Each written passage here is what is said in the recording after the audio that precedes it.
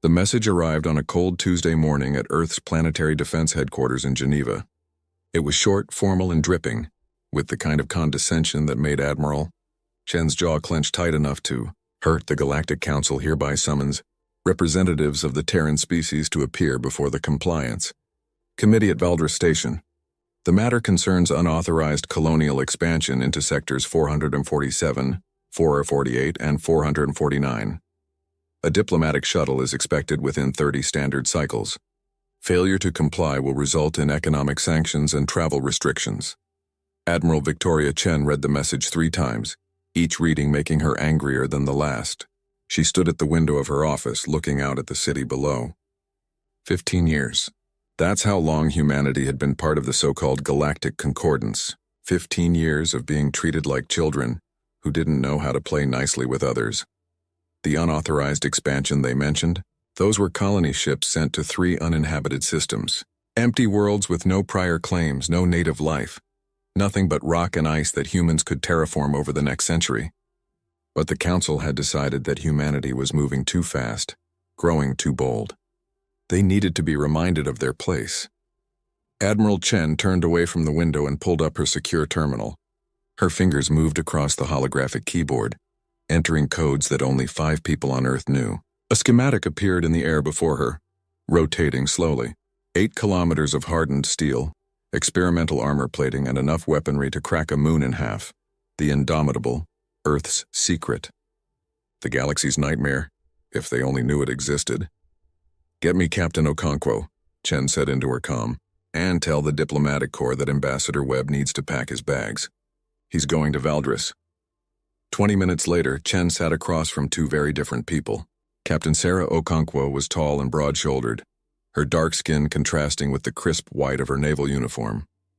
Her eyes were hard, the kind of hardness that came from seeing friends die in the void. She'd commanded destroyers during the colonial wars, back when Mars and the Belt nearly tore each other apart. She knew what real war looked like. Ambassador Marcus Webb was smaller, older, with gray hair and the kind of smile that never quite reached his eyes.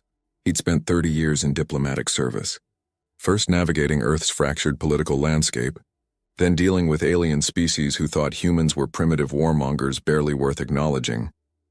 "You want to send the Indomitable to a compliance hearing," Webb said slowly. "That's either brilliance or madness, Admiral." "I'm not sure which." "It's a statement," Chen replied. She stood and gestured to the hologram, making it expand until the ship filled half the room. "For 15 years we've played their game. We've sent small ships, humble delegations, and polite requests. We've accepted trade deals that favor them and colony restrictions that don't apply to anyone else. And what has it gotten us? It's kept us from being expelled from the Concordance," Webb pointed out. "Or worse, targeted by species with bigger militaries." "They don't have bigger militaries," Okonkwo cut in. Her voice was deep and steady. "They have older militaries." "There's a difference," Chen nodded. "The intelligence reports are clear. We've been analyzing Galactic Council fleet capabilities for a decade. Their largest warship, the Krell Dreadnought, is barely 2 kilometers long. Most of their combat vessels are glorified police cutters. Do you know why?" Webb leaned back in his chair. "Because they've had peace for too long. Warfare in the galaxy is ritualized, limited, almost ceremonial." "Exactly," Chen said. "They fight wars the way we used to fight duels. Formal, structured, with rules everyone agrees to follow. They haven't had a real war, a war of survival in thousands of years. We had one 40 years ago and we almost destroyed ourselves." She paused, letting that sink in. That desperation, that absolute need to win or die, pushed our technology forward in ways they can't imagine. Okonkwo studied the hologram of the Indomitable. "What are your orders, Admiral?" "The Council expects a shuttle. Small, unarmed, carrying a nervous diplomat and maybe a few aides. They expect us to show up like scolded children ready to apologize." Chen's expression hardened. "Instead, they're going to see what Earth builds when we're serious. Captain Okonkwo, you'll command the Indomitable to Valdres. Ambassador Webb, you'll be aboard as our diplomatic representative. You will attend their compliance hearing. You will answer their questions. And you will make it absolutely clear that Earth is done being pushed around." Webb was quiet for a long moment. "If we do this, there's no going back. The galaxy will know what we've been building. Some species will see it as a threat. The Krell especially." "Good," Chen said simply. Let them see. Let them worry. Maybe then they'll think twice before summoning us like servants. The Indomitable had been built in deep space, far beyond Neptune's orbit, where curious eyes couldn't see. Construction had taken 8 years and consumed resources that made politicians back on Earth scream about the budget. But Chen had pushed it through, calling in favors, making promises, and occasionally threatening to resign if she didn't get what she needed. The ship was humanity's insurance policy. A statement written in steel and fire that said, "Never again. Never again would humanity be at someone else's mercy." Captain Okonkwo stood on the bridge of the Indomitable 3 days later, watching her crew run through final preparations. 12,000 people called this ship home. Engineers, weapons specialists, medical staff, Marines, pilots, and hundreds of others. They were the best Earth had to offer, volunteers who'd trained for years for a mission they weren't sure would ever come. "Status report," Okonkwo said calmly. Her executive officer, Commander Liu, looked up from his station. "All systems green, Captain. Reactor is running at optimal temperature. Weapons grid is on standby. Navigation has our course plotted to Valdris. We're ready to jump on your command." Ambassador Webb stepped onto the bridge, looking slightly uncomfortable in his formal diplomatic robes. He'd been aboard for 2 days now, touring the ship, meeting the crew, and trying to wrap his mind around what Earth had built. "Ambassador," Okonkwo acknowledged, "we'll be jumping in 5 minutes. The trip to Valdris will take 16 hours. And when we arrive," Webb asked, "we'll drop out of FTL at the standard arrival point just like any other ship. By the book, completely legal." Okonkwo smiled thinly. "After that, well, I expect we'll get quite a reaction." The jump itself was smooth. The Indomitable's drives, powered by a contained fragment of neutron star material, tore open a hole in space-time and pulled the massive ship through. For 16 hours they traveled faster than light, crossing distances that would have taken conventional ships weeks. Okonkwo used the time to prepare her crew. "When we arrive, every sensor in that system is going to light up. They'll scan us from bow to stern. They'll see our reactor signature, our weapons grid, our armor plating. They'll know exactly what we are." She looked around the bridge at her officers. Some of them will be scared. Some will be angry. Some might even be stupid enough to try something. We will remain calm, professional, and ready for anything. "Clear?" "Yes, Captain," came the unified response. Ambassador Webb spent the journey reviewing his notes and trying not to think about all the ways this could go wrong. He drafted 17 different speeches, each one calibrated for a different scenario. Diplomatic incidents could spiral out of control quickly, especially when nobody knew the rules being broken. 16 hours after jumping, the Indomitable prepared to drop back into normal space. "Emergence in 60 seconds, the navigation officer called out. "Valdris system coordinates locked." Okonkwo settled into her command chair. "All hands, battle stations. This is not a drill. Weapons remain safe, but I want full readiness. Communications. Prepare to transmit our identification and diplomatic credentials on all standard frequencies." "Yes, Captain." The seconds counted down. 30, 20, 10. Space twisted, and the Indomitable tore back into reality at the edge of the Valdris system. For exactly 3 seconds, nothing happened. Then every alarm on every ship and station in the system started screaming. The Valdris system was home to the Galactic Council's primary enforcement station, a massive structure that served as both courthouse and military base. Orbiting the system's 4th planet, it played host to dozens of ships from various species, all here to conduct business or serve as security. Commander Threll of the Zenthari fleet was reviewing supply requisitions when his sensor officer started shouting. "Contact. Massive energy signature, grid reference 774.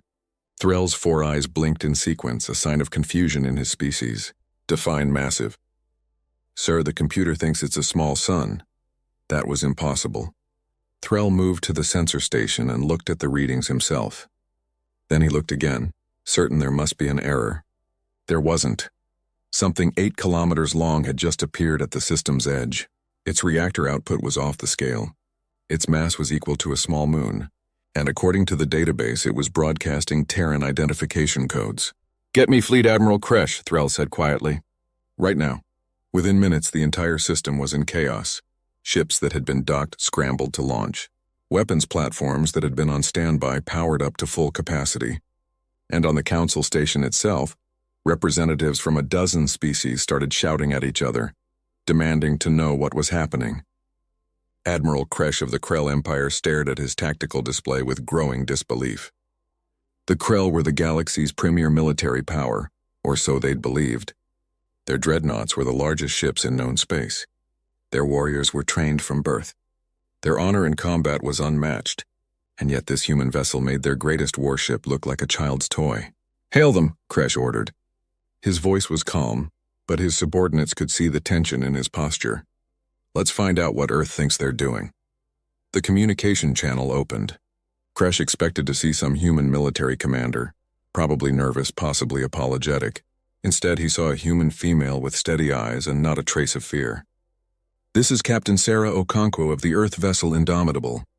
We are here at the request of the Galactic Council for a compliance hearing. We are transmitting our diplomatic credentials now. Is there a problem, Admiral?" Kresh's translator implant stumbled over the word indomitable, rendering it roughly as cannot be defeated. He stared at the human captain. "You were summoned to send a diplomatic shuttle," he managed. "This is a warship. This is Earth's diplomatic shuttle," Okonkwo replied calmly. "We came as requested. Do you require anything else?" The channel went silent. Kresh didn't know what to say. Behind him, his officers were frantically trying to analyze the human ship's capabilities. The reports coming back were terrifying. On the Indomitable's bridge, Commander Liu suppressed a smile. "Captain, we're receiving over 300 scan attempts. Every ship in the system is trying to figure out what we are." "Let them look," Okonkwo said. "Open channels to the council station. Ambassador Webb, you're on." Webb stepped forward, straightening his robes. "Veldris Station. This is Ambassador Marcus Webb of Earth. We received your summons and have arrived as requested. We are prepared to attend the compliance hearing at your earliest convenience. We await your instructions."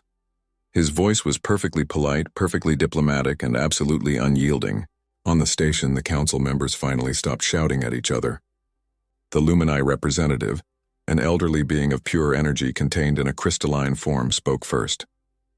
"Perhaps," she said quietly, "we should have been more specific about our expectations."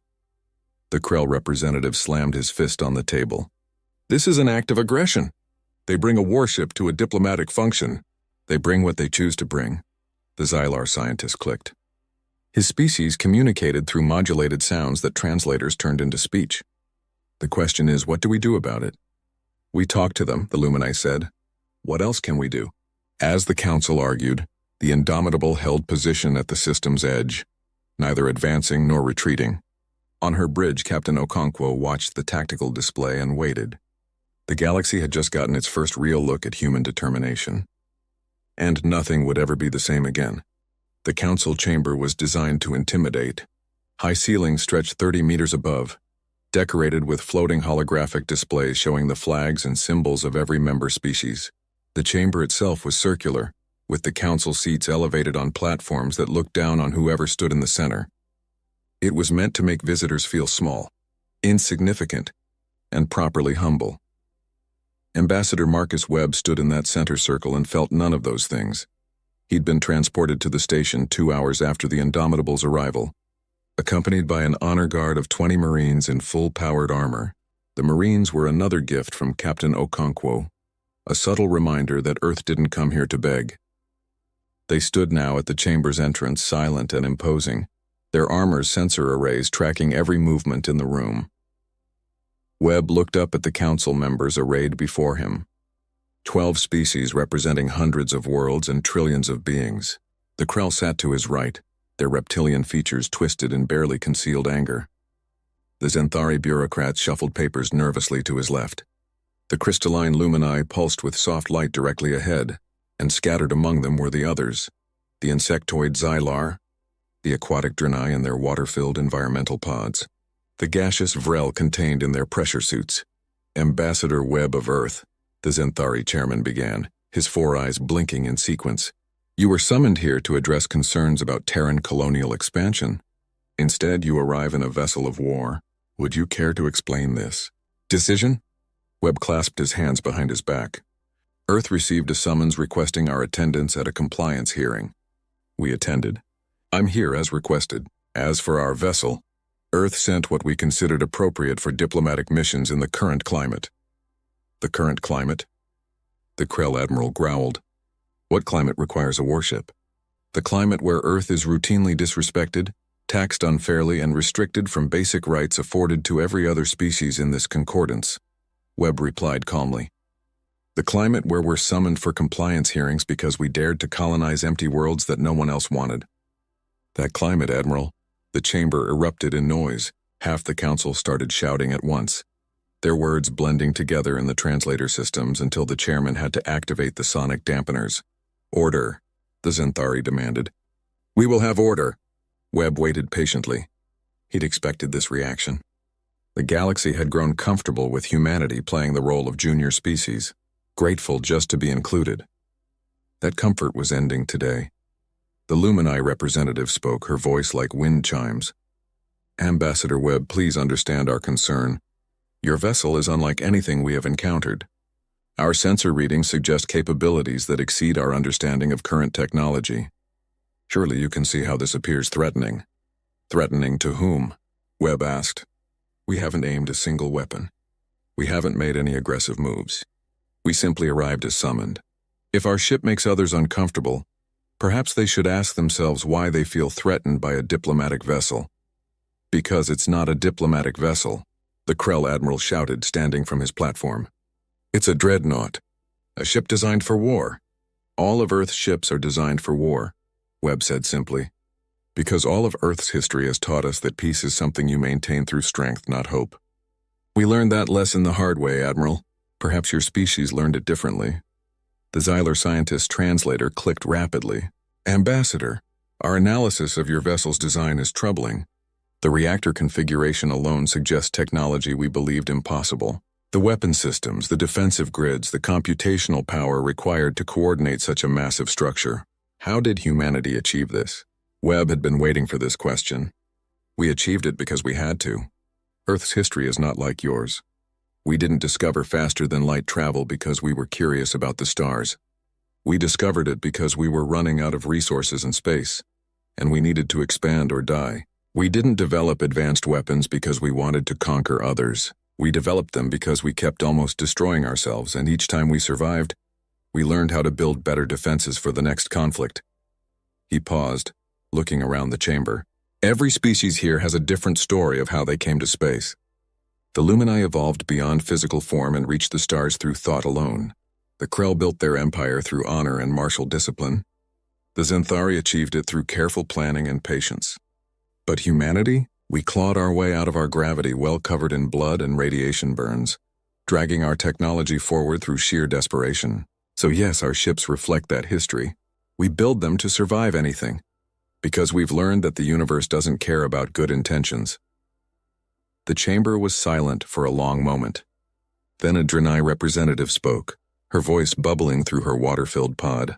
You speak of survival, Ambassador, but what you've built is not a defensive vessel. The Indomitable has offensive capabilities that could devastate entire fleets. Only if we choose to use them that way, Webb countered. A knife can cut food or cut throats, Representative. The tool is neutral. It's the hand that holds it that matters. Pretty words, the Krell Admiral snarled. But Earth has already shown aggression. Your unauthorized colonies were in unclaimed systems, Webb interrupted. We checked the territorial registries. 3 times. Those systems were empty, unclaimed, and open for settlement under the Concordance Charter. We followed every rule, filed every form, and waited the appropriate time periods. Then we sent colony ships to worlds no one else wanted. If that's aggression in your eyes, Admiral, then perhaps your definition needs updating. The Xanthari chairman's eyes blinked rapidly, a sign of stress in his species. The concern is not the letter of the law, Ambassador, but the spirit. Humanity is expanding faster than any new species in recorded history. You claim 37 colonies now, with plans for 50 more in the next decade.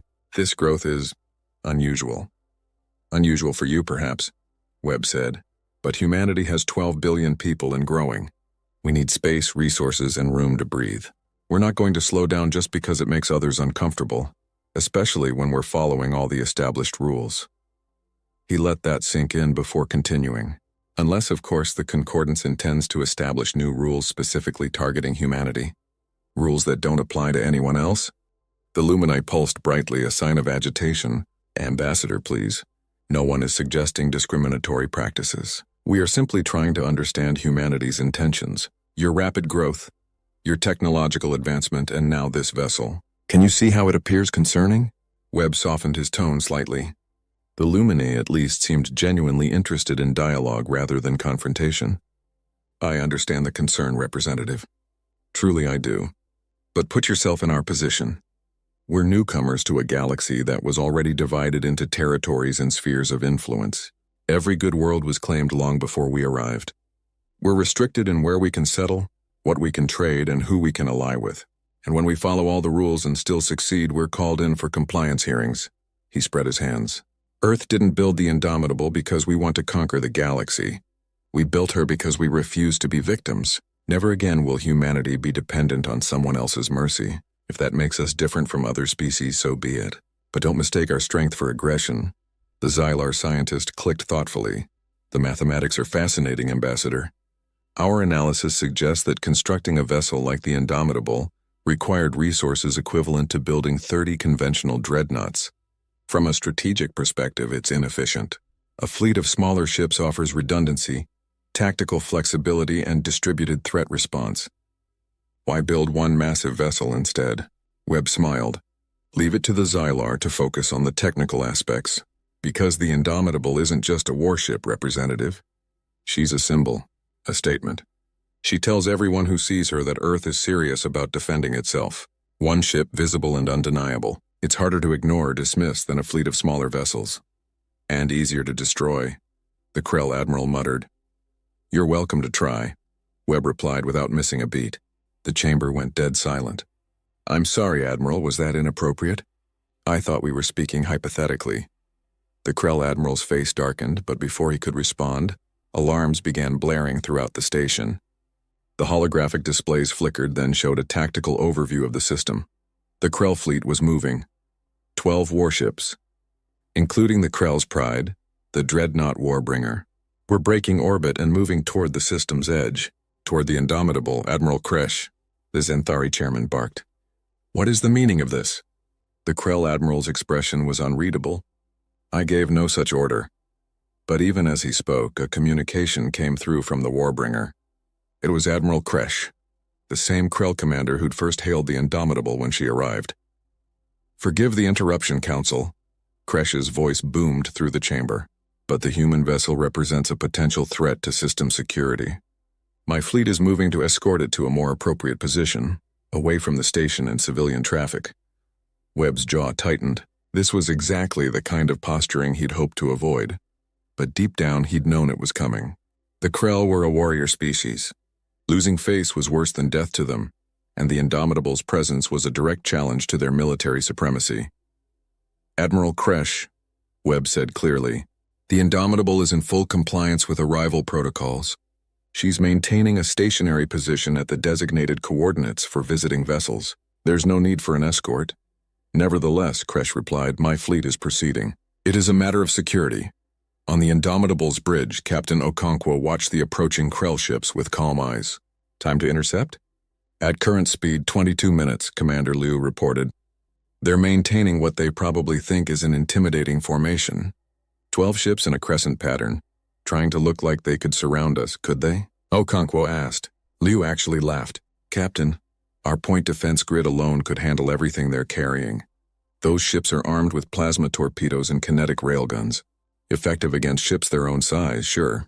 Against us? They might scratch the paint. Don't underestimate them, Okonkwo warned. Pride makes people dangerous. They might do something stupid just to prove they're not scared. She opened a channel. Ambassador Webb, are you seeing this? Webb's voice came through, steady despite the situation. I am, Captain. The Council is divided on how to respond. I'd recommend not escalating, but also not backing down. Wasn't planning to, Ambassador. We'll hold position and see what they do. Okonkwo cut the channel and addressed her crew. All hands maintain battle stations. Weapons remain safe, but I want targeting solutions on every Krell vessel. Defensive grids to stand by. If they shoot, we intercept. If they try to board, we politely decline. If they try to force us to move, we educate them. Clear? Yes, Captain, her officers responded. In the council chamber, the tension was thick enough to cut. The various species representatives were arguing among themselves, uncertain about what to do. The Xanthari wanted to order both fleets to stand down. The more aggressive species saw it as the Krell's right to enforce security. The peaceful ones, like the Lumini, worried about escalation. Webb stood silent, watching it all unfold. This was the critical moment. Earth had made its statement by showing up in the Indomitable. Now the galaxy was testing them, seeing if humanity would back down when pushed. The Xylar scientist approached the central platform, his translator clicking. "A question for Ambassador Webb, if I may?" The chamber quieted. "Of course," Webb said. "Your ship, the Indomitable. Our scans suggest she carries enough ordnance to level a planetary surface. Is this accurate?" "I wouldn't know the exact specifications," Webb replied carefully. "I'm a diplomat, not an engineer. But hypothetically," the Xylar pressed, "if your ship were in combat with the Krell fleet currently approaching it, what would the outcome be?" Webb looked directly at the Krell admiral before answering. "Hypothetically, Representative, it wouldn't be a fight. It would be an execution. The Indomitable's defensive systems alone could intercept every weapon the Krell fleet possesses simultaneously. Her offensive capabilities are significantly more extensive. You threaten us?" The Krell admiral roared. "I answer questions truthfully," Webb shot back. "You asked about capabilities, not intentions. Earth has no desire to fight the Krell or anyone else. But if your Admiral Kresh forces the issue, then yes, the Indomitable will defend herself. And when she does, I guarantee you won't like the results." The Lumini's crystalline form pulsed urgently.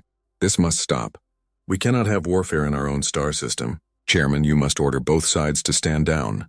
The Xanthari chairman looked torn, his four eyes darting between displays. "Admiral Kresh, you will halt your advance immediately." "That is a direct order from the Council." But Kresh's response was defiant. "With respect, Chairman, fleet security is my jurisdiction. The human vessel will comply with escort protocols or face consequences." 22 minutes had passed. The Krell fleet was now in weapons range of the Indomitable. On the human ship's bridge, alarms chimed softly as targeting computers locked onto the incoming vessels. "Captain," the weapons officer reported, "they're powering up their weapons systems. Not aimed at us yet, but they're getting ready." Okonkwo took a slow breath. "Hail them." One more chance, the channel opened. Admiral Kresh's reptilian face filled the screen. "Human vessel, you will adjust your position to coordinates I'm transmitting now. You have 5 minutes to comply." "Admiral," Okonkwo said calmly, "with all due respect, no. We're in full compliance with system regulations. We have no intention of moving, and we definitely have no intention of being escorted anywhere. If you have concerns about our presence, take them up with the Council. But my ship stays exactly where she is." Kresh's eyes narrowed. "You refuse a direct order from the system's security fleet?" "I refuse an illegal order that has no basis in concordance law," Okonkwo corrected. "Admiral, I know what you're trying to do. You want to prove that the Krell are still the galaxy's premier military power. You want to show that we can be pushed around like everyone else. I understand that. But it's not going to happen." "Then you force my hand," Kresh growled. "No, Admiral. You're forcing your own hand. Don't do this." The channel went dead. On the tactical display, the Krell ships began spreading out, trying to encircle the Indomitable. Their weapon systems went to full active status. In the Council chamber, every holographic display showed the same thing. Two forces on the brink of combat. Webb watched it unfold, his heart pounding but his face calm. This was it. Everything Earth had worked for, everything they'd hoped to achieve, came down to the next few minutes. The Lumini spoke softly, her voice barely above a whisper. "Ambassador Webb, can you stop this?" Webb shook his head slowly. "No, Representative. Only Admiral Kresh can stop this now. He has to decide if his pride is worth losing his fleet." "You're that confident in your ship's capabilities?" "I'm that confident," Webb said, "in Captain Okonkwo's competence." "She won't fire first, but if Kresh fires on us, she'll end it quickly." On the Indomitable, a sensor alarm suddenly wailed. "Captain!" the tactical officer shouted. "Missile launch!" Single projectile from the Warbringer's port tubes. Time seemed to slow down. Okonkwo had 0.3 seconds to make a decision that would determine humanity's future in the galaxy. Fire back and start a war, or show restraint and hope one missile was a mistake. She chose a third option, point defense only, intercept that missile, and open a channel to every ship in this system. The Indomitable's defensive grid came alive. Dozens of laser arrays tracked the incoming missile, calculated its trajectory, and fired in a perfectly coordinated pulse. The Krell missile vaporized 200 kilometers from the human ship, turned into expanding plasma by defensive systems that never even strained. Then Okonkwo's face appeared on every screen in the Valdris system. "This is Captain Sarah Okonkwo of the Earth vessel Indomitable, broadcasting to all ships. Someone just fired on my vessel. I'm choosing to believe it was a mistake, a weapons malfunction, or an accident. But let me be absolutely clear. If anyone fires on this ship again, there won't be enough left of your vessels to send home." She paused, letting her words sink in. "Earth came here for a diplomatic hearing. We came in peace, following all regulations and protocols. We have no desire for conflict, but we will not be intimidated, threatened, or attacked. Not today, not ever. The next move is yours, Admiral Kresh. Choose wisely." The channel went silent. In the council chamber, you could have heard a pin drop. On the Krell warships, crews stared at their sensors in disbelief. The Indomitable hadn't even flinched when their missile was launched. She'd swatted it from space like a human might swat an insect, casual and effortless. And now she waited, neither advancing nor retreating, giving them one chance to back down with their honor intact. Admiral Kresh stared at his tactical display. He'd seen the intercept. He'd watched his best missile, a weapon that had destroyed enemy ships in 3 wars, vanish like it had never existed, and he understood finally what he was facing. The human ship wasn't just bigger. It was better. Generations better. It was what his species might build in another 1,000 years of development if they were lucky. Pride was important, but so was survival. "All ships," Kresh said quietly, "stand down. Return to patrol orbits." His officers looked at him in shock, but none dared to question. Slowly, the Krell fleet broke formation and withdrew. The crisis was over. On the Indomitable's bridge, Commander Liu let out a breath he didn't know he'd been holding. "Captain, they're withdrawing." Okonkwo nodded slowly. "Good. Maintain our position and defensive readiness. This isn't over yet. We've just moved from the shooting phase to the talking phase."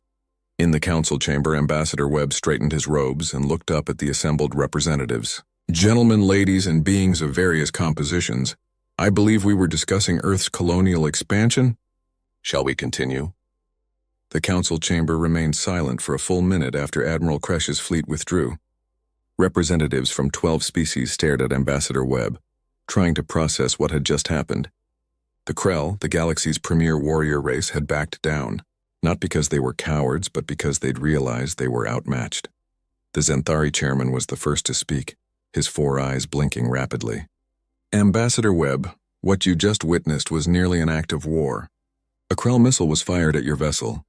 "A mistake, clearly," Webb replied smoothly. "Admiral Kresh has already withdrawn his fleet. I see no reason to escalate the situation further. Earth is willing to overlook the incident in the interest of diplomatic progress." The Krell admiral in the chamber looked like he'd swallowed something bitter. Being shown mercy by a species they'd considered inferior was perhaps worse than being defeated outright. But he said nothing, his warrior's discipline keeping him silent. The Xylar scientist's translator clicked rapidly. "Ambassador, I must ask a direct question. How many vessels like the Indomitable does Earth possess?" Webb smiled slightly. "That's classified information, Representative. I'm sure you understand. The question is relevant to Council security assessments," the Xylar pressed. "If humanity has built a fleet of such vessels, the power balance of the entire galaxy shifts. And if we've built only one?" Webb countered. "Does that make Earth less deserving of respect? Should we only be taken seriously if we have enough firepower to threaten everyone?" The Luminite pulsed softly. "You make a fair point, Ambassador. But surely you can understand our concern. In the span of 15 years, humanity has gone from first contact to building the most powerful warship in known space. That rate of progress is unprecedented." Webb nodded. "It is, and do you know why, Representative? Because humanity's history is one of constant pressure. We evolved on a world that tried to kill us at every turn. We survived ice ages, plagues, natural disasters, and our own self-destructive tendencies. We learned to innovate or die. That pressure never let up, not even when we reached space." He began to pace slowly, his words measured and deliberate. "Other species talk about the colonial wars like they were some kind of aberration, a temporary madness that humanity fell into. But those wars were just another chapter in our long history of survival. Mars wanted independence. The Belt wanted resources. Earth wanted to maintain order. And for 5 years we fought. Not with ritual combat or limited engagement, but with the full fury of 3 billion people trying to survive. The Draenei representative bubbled through her water pod. Those wars nearly destroyed your species. Over 50 million casualties, multiple ships lost, entire colonies wiped out.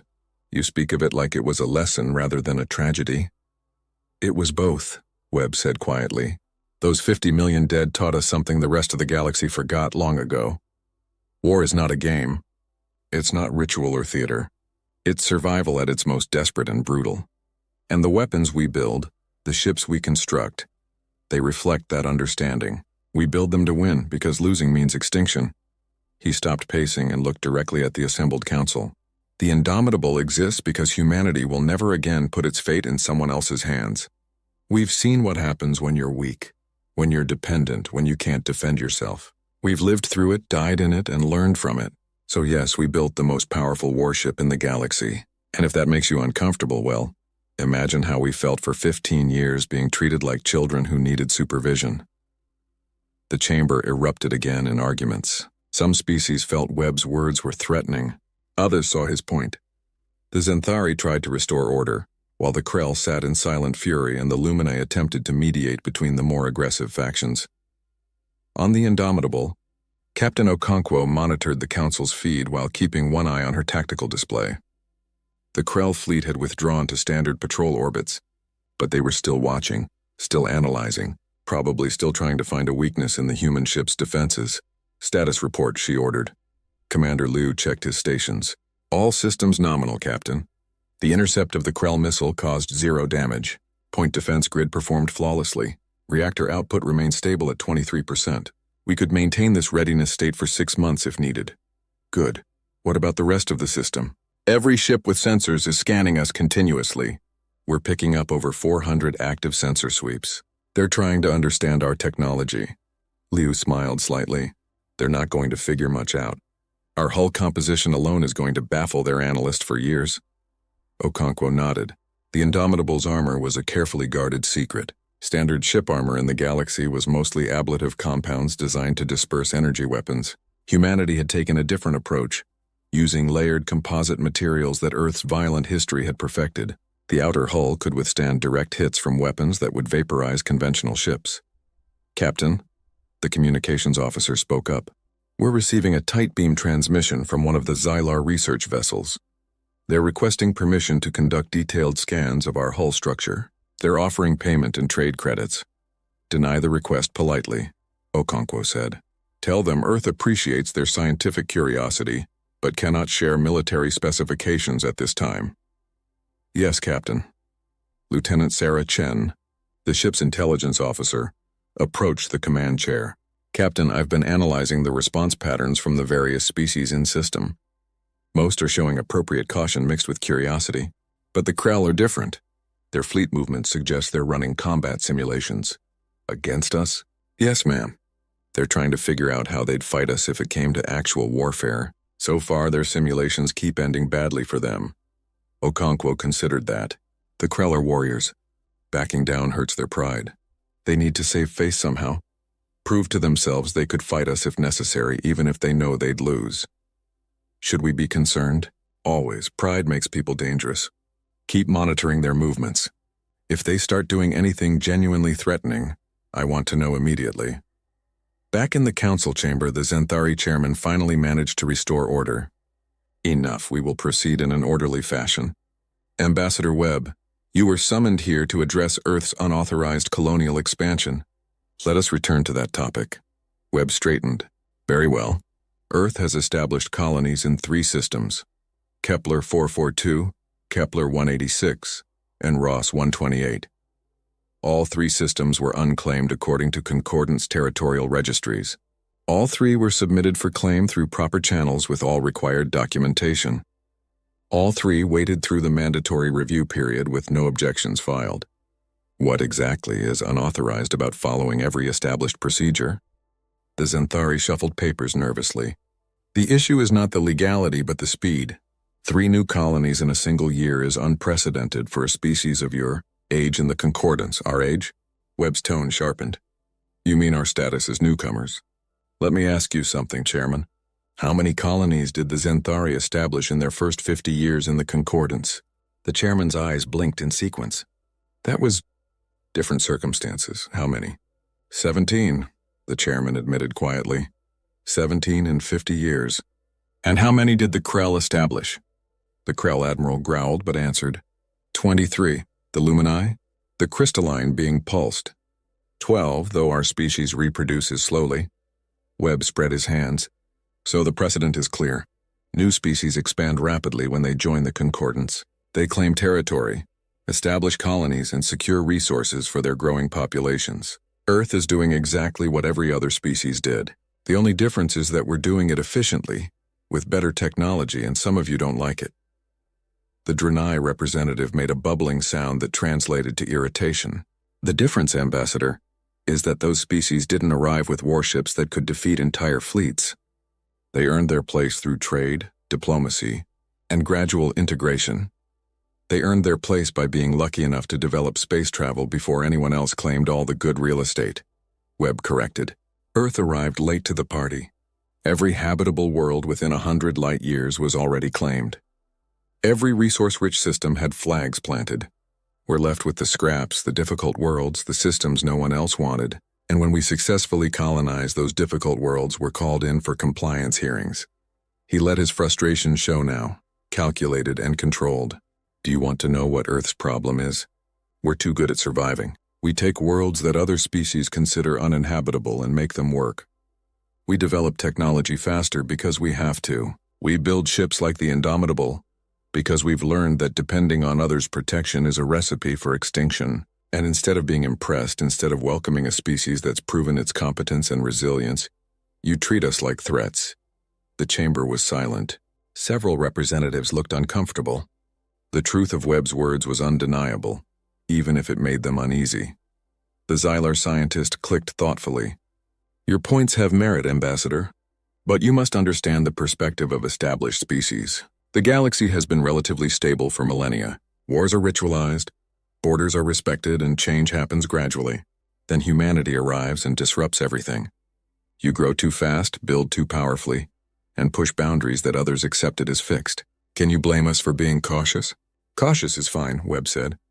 Cautious is smart. But there's a difference between caution and discrimination. Earth has broken no laws, violated no treaties, and threatened no one. Yet we're summoned for compliance hearings, subjected to additional scrutiny, and now our diplomatic vessel is fired upon. At what point does caution become oppression?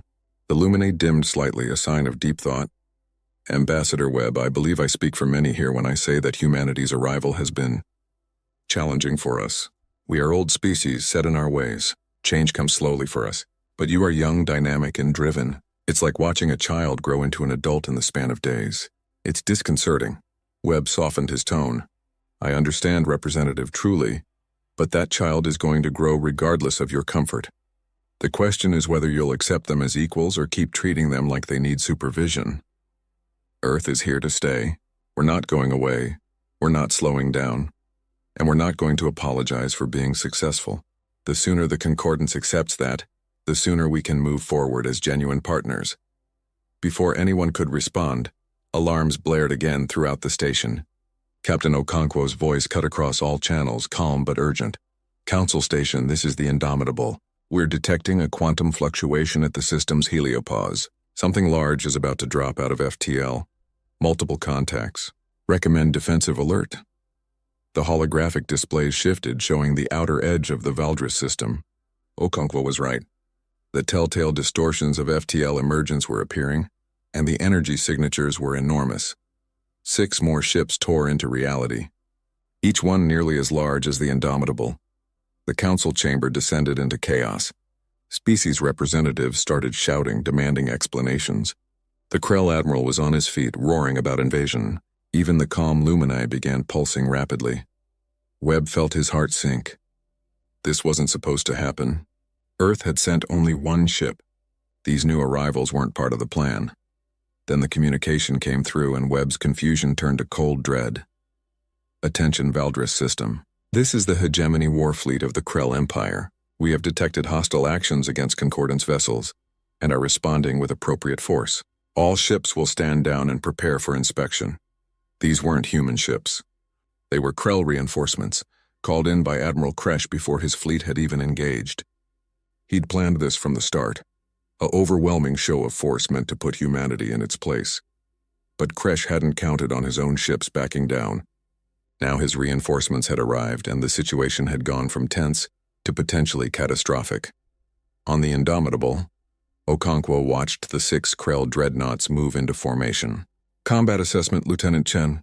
Chen worked her console rapidly. 6 Krell heavy dreadnoughts, each approximately 2 kilometers in length. Combined displacement equivalent to 4 Indomitables. Heavy plasma batteries, torpedo launchers, and what appear to be experimental particle beam weapons. They're coordinating through a tactical network. Combat simulations suggest they're planning a combined assault strategy. Can we handle them? Chen looked up, her expression serious. Yes, Captain. But not without taking damage. These aren't the patrol ships from earlier. These are their frontline warships, and they're bringing everything they have. Okonkwo nodded slowly. Options? We could withdraw, Commander Liu suggested. Jump out of the system and let the Council handle the diplomatic fallout. That would look like we're scared, the weapons officer pointed out.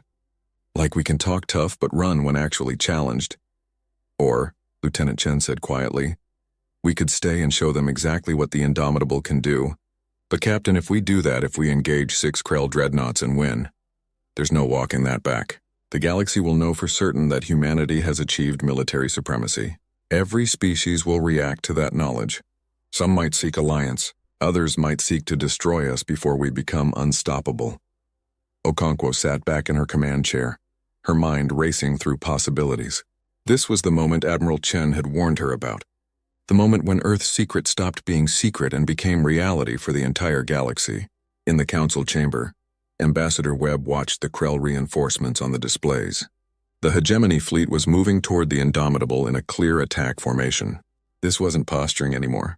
This was preparation for actual combat. The Zenthari chairman looked panicked. Admiral Kresh, you called for reinforcements? Without council authorization? The Krell admiral in the chamber had the decency to look uncomfortable. It was a precautionary measure. I didn't expect the hegemony fleet to arrive so quickly, and I certainly didn't authorize them to take aggressive action. Can you recall them? The Lumini asked urgently. The hegemony fleet answers to the War Council, not to individual commanders. I have no authority over them. Webb stepped forward. Then I suggest, Chairman, that you find someone who does have authority.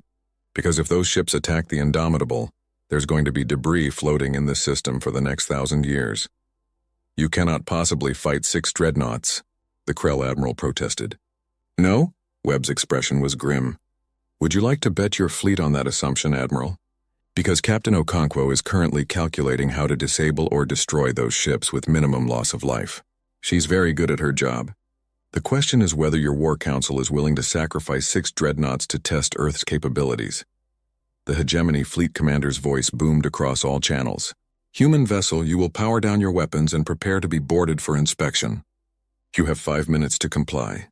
Okonkwo's response was immediate. Negative, hegemony fleet. The Indomitable is here under diplomatic protection and will not submit to inspection. If you attempt to board this vessel or take hostile action, you will be met with appropriate defensive force. I suggest you reconsider your position. We are the hegemony fleet of the Krell Empire. We do not reconsider. Then you're about to learn a very expensive lesson, Okonkwo said quietly. She cut the channel and looked at her crew. Red alert! All hands to battle stations. This is not a drill. Weapons free, defensive priority. If they shoot, we defend. If they try to board, we repel. If they force combat, we end it as quickly as possible with minimum casualties. Execute. The Indomitable came fully alive. Every weapon system powered up. Every defensive grid activated. The ship's AI began running combat calculations at speeds the Krell couldn't match. Targeting solutions appeared for all 6 enemy vessels, identifying critical systems, weaknesses, and optimal firing patterns. On the bridge, every officer was focused and ready. They'd trained for this moment, hoping it would never come, but prepared for it nonetheless. Commander Liu spoke quietly. Captain, the hegemony fleet is charging weapons. They're serious about this. Okonkwo took a deep breath. Ambassador Webb, I hope you're ready. because in about 2 minutes the galaxy is going to see what happens when someone pushes humanity too far. In the council chamber, representatives held their breath, watching the displays. The two forces were seconds from combat, and then at the last possible moment a new voice cut across all channels, old, powerful, and absolute in its authority. "Hegemony Fleet, this is War Eldest Rakesh. You will stand down immediately. That is an order from the highest authority of the Krell Empire. Any ship that fires without my express permission will be considered rogue and hunted down. Do you understand?" The Hegemony Fleet commander's voice was shaken. "War Eldest, we were responding to—" "I know what you were responding to, Commander. And you are about to start a war that the Krell Empire cannot win. Stand down." Slowly, reluctantly, the 6 Krell dreadnoughts powered down their weapons. The crisis was over, for now. But as Ambassador Webb watched the ships withdraw, he knew the truth. Earth had just shown the galaxy its teeth, and nothing would ever be the same. The council chamber remained frozen for a full 30 seconds after War Eldest Rakesh's command. Nobody moved. Nobody spoke. The weight of what had almost happened hung in the air like a physical presence. Then the Zenthari chairman cleared his throat, a sound that translated across species as profound discomfort. "Perhaps we should take a recess. Clearly emotions are running high and we all need time to process recent events." "No," Ambassador Webb said firmly. Everyone turned to look at him. "No recess, no delay. We're going to settle this right now today before any more fleets show up and turn this diplomatic mission into an actual war zone." The Krell Admiral bristled. "You dare speak to the Council with such—" "Yes, I dare," Webb interrupted. "Because if I don't, if we all walk away and pretend the last hour didn't happen, we'll be right back here in a month or a year, going through the same dance. Humanity will expand, someone will object, fleets will be called, and eventually, someone's going to make a mistake that gets millions killed. So no, Admiral, no recess. We talk now." The Lumini pulsed softly. "The ambassador makes a valid point. What happened here today revealed truths that all of us need to address. Perhaps it's better to do so while the fear is still fresh, before pride and politics have time to obscure reality." The Zenthari chairman's eyes blinked rapidly, but he nodded. "Very well. Ambassador Webb, you have the floor. Speak plainly. What does Earth want?" Webb took a moment to gather his thoughts. This was it, the moment that would define humanity's place in the galaxy for generations to come. He couldn't afford to be weak, but he also couldn't afford to be threatening. The line between respect and fear was razor thin. "Earth wants what every species wants," he began. "Security, prosperity, room to grow. A voice in the decisions that affect us. We want to be treated as equals, not as junior partners who need permission to breathe. We want the same rights, the same opportunities, and the same respect that every other Concordance member enjoys." He paused, making eye contact with each representative in turn. "But more than that, we want an end to the double standards. When the Zenthari expanded aggressively in their first century, it was called visionary. When the Krell built their military, it was called necessary. When the Xylar pushed the boundaries of technology, it was called progress. But when humanity does any of these things, it's called threatening. Why?" The Draenei representative bubbled thoughtfully. "Perhaps because humanity does all of these things simultaneously. You expand aggressively while building advanced military technology, while pushing scientific boundaries. It's the totality that concerns us, Ambassador." Or perhaps, Webb countered, it's because humanity succeeds at all of these things. Let me tell you about Earth's history. Not the sanitized version we presented at first contact, but the real story. He began to pace slowly, his words measured and deliberate. 5,000 years ago, give or take, humans were scattered across one continent in small tribes, fighting each other for resources. We had fire, basic tools, and not much else. Every other species in this chamber was exploring space while we were still figuring out agriculture. The Xylar scientist clicked in acknowledgement. "Your species developed late compared to galactic standards. This is known. What's not known is why we developed so fast once we started," Webb continued. "Earth is a death world by galactic standards. It has extreme weather, violent tectonics, and more ways to kill you than most species can imagine. Our planet tried to exterminate us repeatedly. Ice ages, volcanic winters, plagues, droughts, floods. Every few thousand years, something would knock humanity down to near extinction levels." He stopped pacing and faced the council directly. "But we survived. Every time. And each survival made us smarter, tougher, more adaptable. We learned to build better tools because we had to. We learned to cooperate in larger groups because individual families couldn't survive alone. We learned to innovate because tradition wasn't enough to keep us alive. The lumini dimmed slightly. You're saying that hardship drove your advancement. Hardship, desperation, and the absolute certainty that if we didn't solve problems, we'd die, Webb agreed. Other species developed in relatively stable environments. They had time to consider ethical implications, to debate philosophical points, to advance slowly and carefully. Humanity didn't have that luxury. We advanced fast or we went extinct. He pulled up a holographic display showing Earth's history. Look at our technological development curve. For thousands of years, it's almost flat.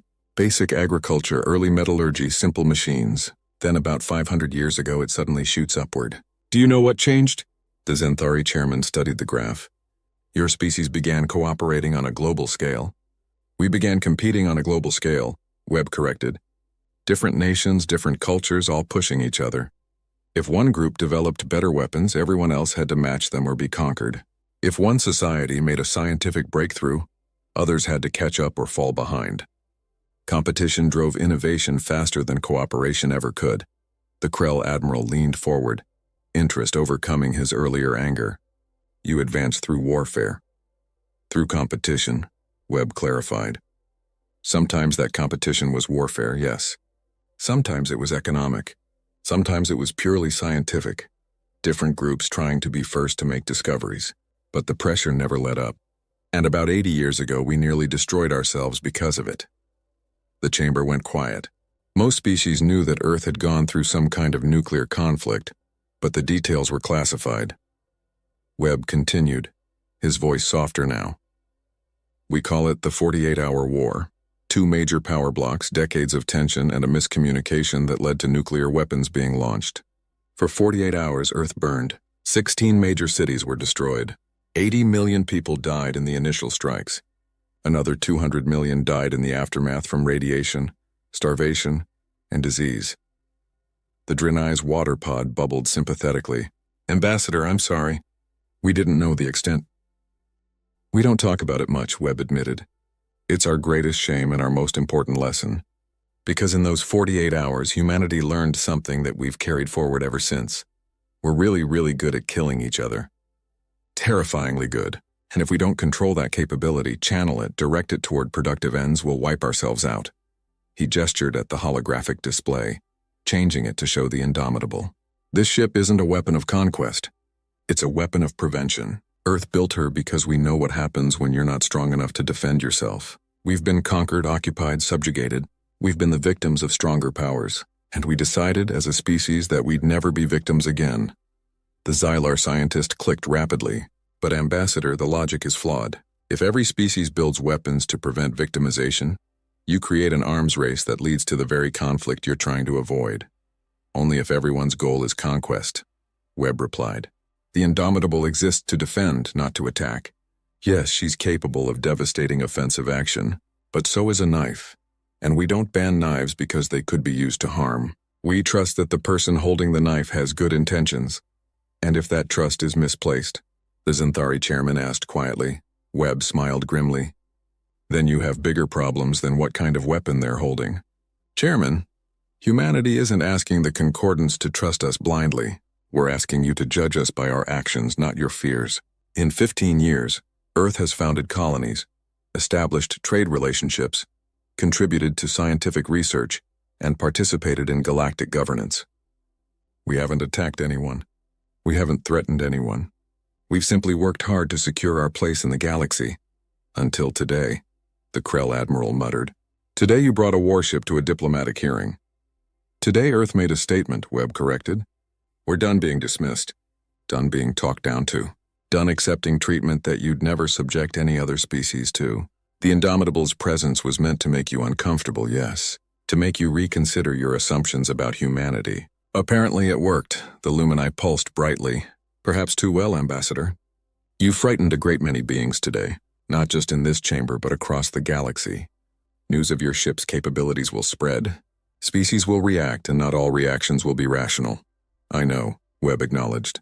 But the alternative was worse. If we'd shown up in a small shuttle like you expected, this compliance hearing would have been a formality. You'd have slapped our wrists, imposed restrictions, and sent us home properly chastened. Earth would have learned that being polite and compliant gets you nowhere. The next time we might not have been so patient. He let that implication hang in the air. This way, at least, we're having an honest conversation. You know what humanity is capable of. You know we're not going to be pushed around. And now we can negotiate as equals rather than as master and subject. The Zenthari chairman was quiet for a long moment, his 4 eyes blinking in sequence as he processed. You're asking for full status in the concordance. Not associate membership, but full representation with all rights and privileges, yes, including veto power on the High Council. Yes, and you want your colonial expansion to be recognized without additional restrictions. We want the same restrictions that apply to everyone else, Webb clarified. No more, no less. If there's a waiting period for territorial claims, we'll wait. If there are environmental impact assessments required, we'll comply. But we won't accept rules that apply only to humanity simply because you're uncomfortable with our success. The Krell Admiral stood. And what guarantee do we have that Earth won't use its military superiority to dominate the concordance? That you won't turn the Indomitable and whatever sister ships you've built against us? Webb met the Admiral's gaze steadily. The same guarantee you give us, Admiral. None. The concordance is built on mutual cooperation and self-interest, not enforceable guarantees. Each species could betray the others at any time. They don't because cooperation benefits everyone more than conflict. Earth is no different. We gain more from peaceful trade and shared research than we'd ever gain from conquest. Pretty words, the Admiral growled. But words are cheap. Then judge us by our actions, Webb shot back. Over the next decade, watch what Earth does. If we start conquering territories, breaking treaties, or threatening members, then you'll have evidence of malicious intent. But if we continue as we have been, expanding peacefully, trading fairly, and contributing to galactic society, then you'll know your fears were unfounded. The Xylar scientist's translator clicked thoughtfully. Ambassador, may I ask an indelicate question? Of course, Representative. How many ships like the Indomitable has Earth constructed? The chamber went silent. Every representative leaned forward, waiting for the answer. This was the question everyone wanted to ask but had been afraid to voice directly. Webb considered his response carefully. He could lie, inflate the numbers to make Earth seem more powerful than it was, or he could tell the truth and hope that honesty would build trust. He chose honesty, but with a caveat. The Indomitable is currently Earth's only fully operational Titan-class warship, he said clearly. The relief in the chamber was palpable. However, he continued, and the relief evaporated, there are 6 more under construction at various stages of completion. The furthest along will be operational within 18 months. The others will follow at approximately 6-month intervals. The numbers sank in. 7 Titan-class warships, 7 vessels each capable of fighting entire fleets. It was a force that would make Earth not just a power in the galaxy, but potentially the dominant military power. The Draenei representative bubbled in distress. Ambassador, surely you can see how this appears threatening. 7 such vessels would give Earth the ability to project force across the entire concordance. Or to defend the entire concordance, Webb replied. Representative, let me share something that War Eldest Vrakesh said to me privately before this hearing began. He told me that the galaxy has become complacent.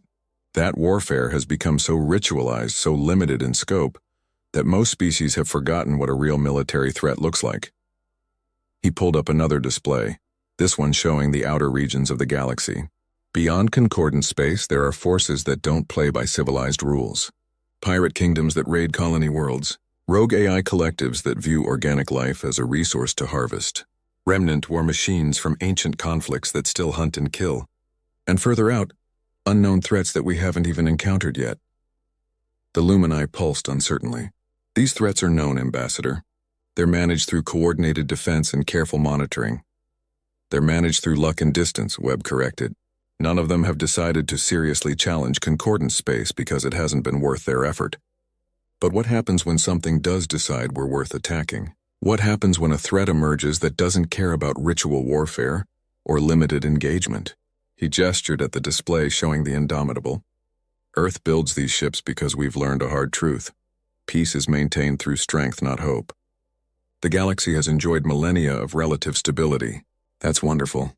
But stability breeds complacency, and complacency gets you killed when a real threat emerges. The Xylar scientist clicked rapidly. You're suggesting that humanity's military buildup is actually beneficial to the Concordance? I'm suggesting that having a species in the Concordance that remembers how to fight real wars, that builds weapons designed for actual survival rather than ritual combat, might not be the threat you think it is, Webb replied. Think about it logically, Representative. If Earth wanted to conquer the galaxy, would we have spent 15 years establishing trade relationships and diplomatic ties? Would we have contributed to research initiatives and participated in cultural exchanges? Or would we have done what conquerors do, shown up with overwhelming force and demanded submission? The chamber was quiet as the representatives considered his words. Finally, the Xanthari chairman spoke. What you're proposing, Ambassador, is a fundamental shift in the Concordance power structure. Earth would effectively become a military guarantor, a deterrent force that other species rely on for protection. That's a significant responsibility. It is, Webb agreed, and Earth doesn't take it lightly. But we're willing to shoulder that responsibility if it means we're treated as equals, rather than potential threats. The Lumini dimmed thoughtfully. There's wisdom in what you say, Ambassador. But wisdom and politics are different things. Many species will resist giving Earth such status out of fear, pride, or simple conservatism. How do we bridge that gap? Webb smiled slightly. The same way any society bridges gaps, through compromise, negotiation, and time. I'm not expecting the Concordance to vote us full status today, but I do expect this compliance hearing to be dismissed. Earth has broken no laws, and we won't be punished for success. In return, we're willing to make certain commitments, such as, the Xanthari chairman asked. Earth will share defensive technology with Concordance members. Not weapons, but shield generators, advanced sensors, and point defense systems. We'll contribute to coordinated defense initiatives in border regions. We'll participate in joint military exercises to help other species modernize their tactical thinking. And we'll commit to not expanding our Titan-class fleet beyond the 7, currently planned without Concordance oversight and approval. The offers hung in the air. They were substantial, giving other species access to technology that could significantly upgrade their defensive capabilities while limiting Earth's military expansion. The Krell admiral leaned back, considering. And in exchange? In exchange, the Concordance recognizes Earth's right to expand into unclaimed territories without additional restrictions. We're granted full council status with proportional voting rights and veto power on matters affecting our core interests. And we're treated with the same respect and consideration given to any established member species. You drive a hard bargain, Ambassador, the Xanthari chairman observed. Webb shrugged. Earth learned negotiation through hardship, just like everything else. We know what we're worth, and we won't settle for less. The Xylar scientist clicked what translated as amusement. I find myself liking humanity more the longer I talk to you, Ambassador. You're pragmatic, direct, and refreshingly honest about your capabilities and intentions. Very well. I vote to dismiss the compliance hearing and begin formal negotiations for Earth's upgraded status in the Concordance. One by one, other representatives voiced their agreement. Not all were happy about it. The Krell looked like they'd swallowed something bitter, but even the Admiral had to acknowledge the logic of Webb's proposals. Finally, the Xanthari chairman spoke. By majority decision, this compliance hearing is dismissed. Earth has committed no violations of Concordance law. Furthermore, this council recognizes that humanity's status in the Concordance requires review and updating to reflect current realities. Formal negotiations will begin within 30 standard cycles. Webb bowed slightly. The people of Earth thanked the council for its wisdom. As the session ended and representatives began filing out, the Lumini approached Webb privately. Her crystalline form pulsed with soft colors that indicated thoughtfulness. Ambassador, a word if I may. Of course, Representative. What you said today about Earth being willing to defend the Concordance. Did you mean it? Webb met her gaze steadily. Every word. Humanity knows what it's like to face extinction. We wouldn't wish that on anyone, not even our rivals. If there's a threat to Concordance space, Earth will stand with the rest of the galaxy against it. The Lumini pulsed brighter. I hope you're right, Ambassador. Because I've been alive for 3,000 years, and I've seen patterns that shorter-lived species miss. The galaxy moves in cycles. Right now, we're in a period of stability, but such periods always end. Always.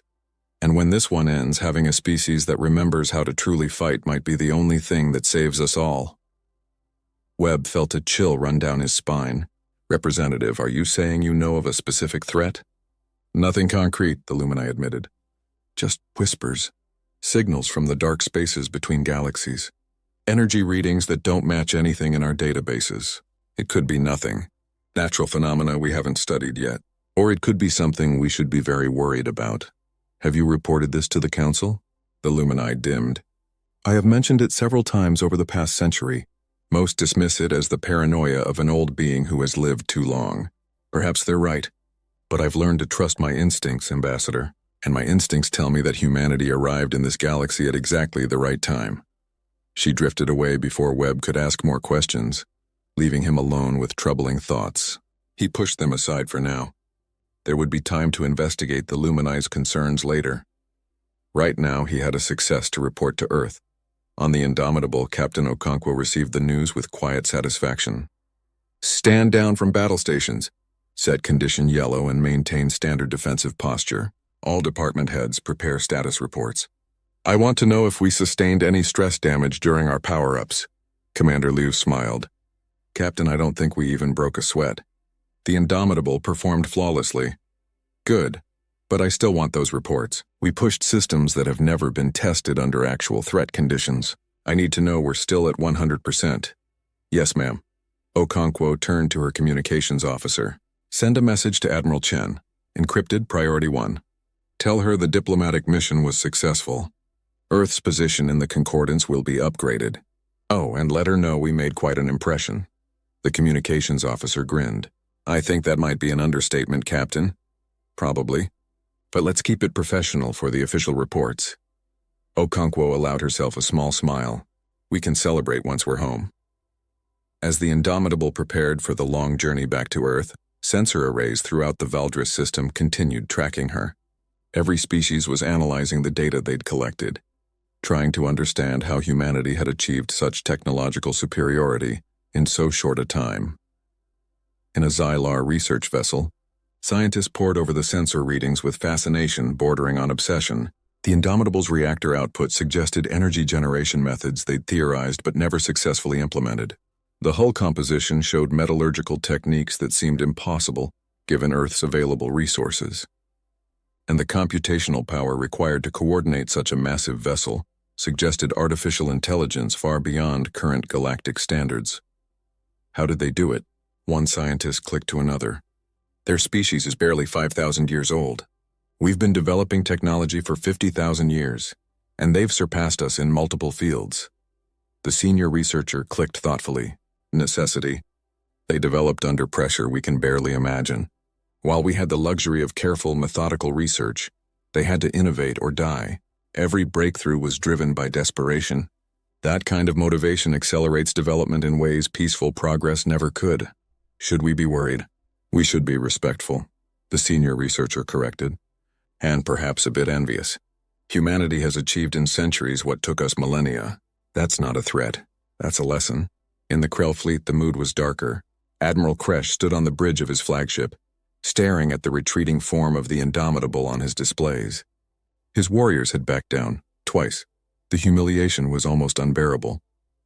Admiral, his second-in-command ventured carefully. The war eldest was correct to intervene. We would have lost that engagement.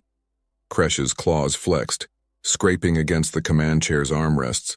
I know, that's what makes it worse. The Krell have been the galaxy's premier warriors for 10,000 years. We've won hundreds of campaigns, conquered dozens of systems, and never met a force we couldn't defeat, until today. Humanity fights differently than we do, the second-in-command observed. They don't see warfare as ritual or honor. They see it as survival. That makes them unpredictable and dangerous. It also makes them effective, Kresh admitted grudgingly. I've been reviewing their military history. The colonial wars, their world conflicts, even their ancient tribal battles. They're vicious, innovative, and absolutely committed to victory at any cost. They're what the Krell used to be before we became civilized. Are you suggesting we should be more like them? Kresh was quiet for a long moment. I'm suggesting we should remember what real warfare looks like. We've been fighting ritual battles for so long that we forgot war isn't about honor or glory. It's about surviving when someone wants you dead. Humanity remembers that. Perhaps it's time we remembered it too. Back on Earth in the Planetary Defense Headquarters, Admiral Chen read the encrypted reports from the Indomitable with growing satisfaction. She'd gambled everything on one bold move, and it had paid off. Humanity was no longer the galaxy's junior partner. They were equals now, respected and perhaps a little feared. Her assistant entered the office. "Admiral, the President is requesting an immediate briefing. Tell her I'll be there in 10 minutes. Chen pulled up the holographic display of Earth's orbital shipyards. 6 massive structures hung in the void, each one building a sister ship to the Indomitable. Construction was ahead of schedule. The gamble had paid off, yes, but Chen knew the real work was just beginning. Earth now had to prove it could be a responsible power, a trustworthy ally, and a capable defender. The galaxy would be watching every move humanity made. No pressure, she thought wryly. Her terminal chimed with an incoming message. It was from Captain Okonkwo, personal and encrypted. Chen opened it. "Admiral, mission successful. The galaxy knows what we can do now, but there's something else." The Lumini representative mentioned detecting unusual signals from deep space. She seemed genuinely concerned, even though the Council has dismissed her warnings. "I think we should investigate. If there's a threat out there that has a 3,000-year-old energy being worried, we need to know about it." Okonkwo out. Chen stared at the message for a long moment. Then she began typing orders. If there was something dangerous in the dark spaces of the galaxy, something the established species were too complacent to take seriously, then humanity would investigate. Not because they were looking for trouble, but because they understood a fundamental truth the rest of the galaxy had forgotten. The best way to survive a threat was to see it coming before it arrived. She sent the orders and stood, preparing for her meeting with the President. Earth had announced itself to the galaxy today. They'd made a statement that couldn't be ignored or dismissed, and now, like it or not, humanity was responsible for backing up that statement with action. The easy part was over. Now came the hard work of proving Earth deserved the respect they'd demanded. Admiral Chen grabbed her jacket and headed for the door, her mind already racing ahead to the next challenge, the next crisis, the next opportunity to prove that humanity belonged among the stars. Behind her, the holographic display continued showing the construction yards, where 6 more giants slowly took shape in the void. The Indomitable had siblings coming, and when they arrived, the galaxy would have no choice but to accept the new reality. Humanity was here to stay, and they were done apologizing for it.